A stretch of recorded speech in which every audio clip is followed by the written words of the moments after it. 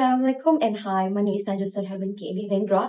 My metric number is 2025197707 from class MBA27328. For today's session, I will be presenting my reflection based on the 5 key topics in organizational behavior that I have learned in my class. I will also relate the theory and concept to real situation and what I have experienced during my lesson class. Now, let's begin with chapter 1. For chapter 1, I learned about introduction to organizational behavior. When I first attended first class, I still did not fully understand what organizational behavior truly mean. But as the lesson progressed, I begin to appreciate how OB relates to human behavior at work. The topic explained that OB studies how individual groups and structure influence behavior in organizations. This immediately opened my eyes because as an HR student, I realized how important it is to understand people before managing them. One of the biggest things I learned from this chapter was the importance of interpersonal skills. The slide stated that strong interpersonal skills help reduce turnover, improve job certification, and enhance workplace relationship. As I reflected on our classroom environment, I noticed how even in small group discussion, communication and understanding were essential to completing activities smoothly. The chapter also talks about the 3 levels of analysis, which is individual, group, and organizational level. I remember our lecturer giving example in class and I started to see how each level influence behavior differently. For example, my personal habits reflect the individual level, the way my group interacts reflect the group level, and the way the lecturer set expectation represent the organizational level. Another big takeaway for me was the concept of systematic study and evidence-based management, which emphasized using data and observation instead of intuitions alone. This made me understand why HR decision must be based on facts, not feeling. Overall, chapter 1 helped me build the foundation of how OB works and why it is important to my future HR career. Now let's move to chapter 2, which is attitudes and job certifications. Chapter 2 helped me understand organizational behavior from an emotional, psychological perspective. I learned that attitude have 3 components, which are cognitive, affective, and behavioral. And this made me reflect on how my thoughts and feelings influence my participation in class and group work. The concept of cognitive dissonance was also very relatable, especially when I felt tired and unmotivated, but still push myself to complete tasks. That uncomfortable feeling matched the theory perfectly. I also gained insight into major job attitude like job certification, organizational commitment, POS, and employment engagement. Even from my past part-time job, I realized that I performed better when I felt appreciated, which aligned with the idea of perceived organization support.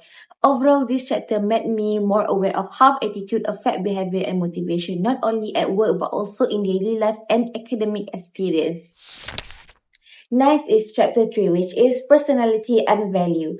Chapter 3 was the most memorable for me because I was assigned to present the schizotypal personality, which is described in the dark side traits as eccentric and disorganized. This activity helped me apply the chapter concept in a more practical way and know about other personalities well. Preparing the presentation deepened by my understanding of personality. In the class, explained that personality is the sum of how people react and interact with others. Studying schizotypal traits show me how extreme characteristics can affect workplace behavior. I learned that individuals with schizotypal traits may struggle in structured environment but might perform better in creative or flexible roles. This connected well with the concept of person-job fit and person-organization fit. While completing the task, I also reflected on my own personality using the Big 5 model. I realized I scored high on conscientiousness because I took responsibility for finishing my task. The chapter highlighted that conscientiousness strongly predicts job performance, and I could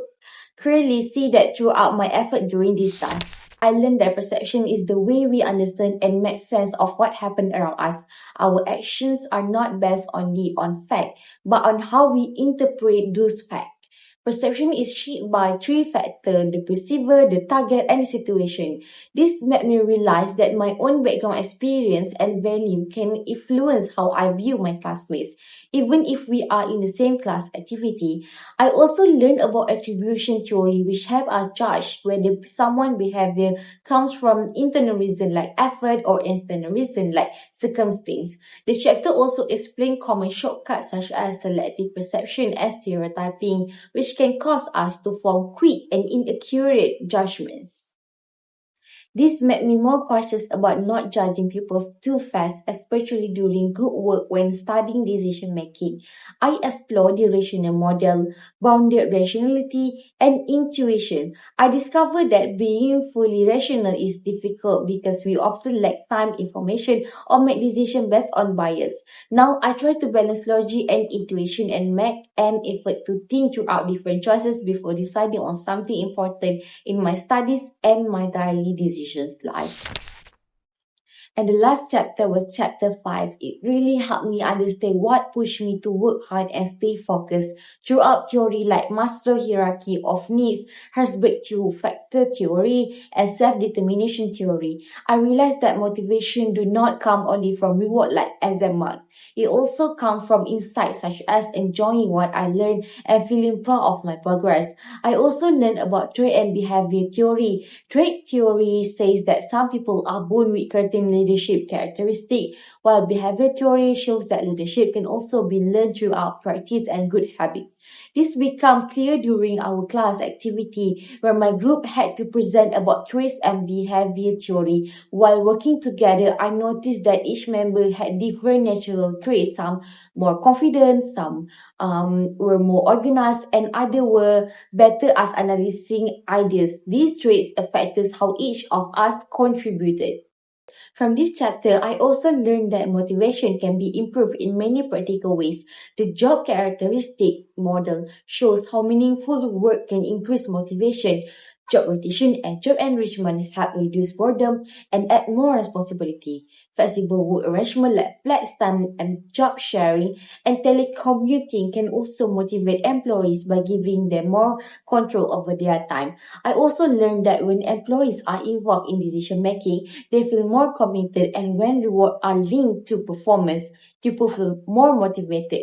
Flexible benefit and simple recognition can also make employees feel valued. So overall, motivation is not just about money. It is also about meaningful work, freedom, involvement, and appreciation. To end my video reflection, this chapter has taught me a lot about how people think, feel, and act in organization. Understanding attitude, personality, perception, decision-making, and motivation has helped me reflect on myself and learn how to work better with others. Organizational behavior has given me a practical lesson that I can use in my personal life and in my future career. Thank you so much.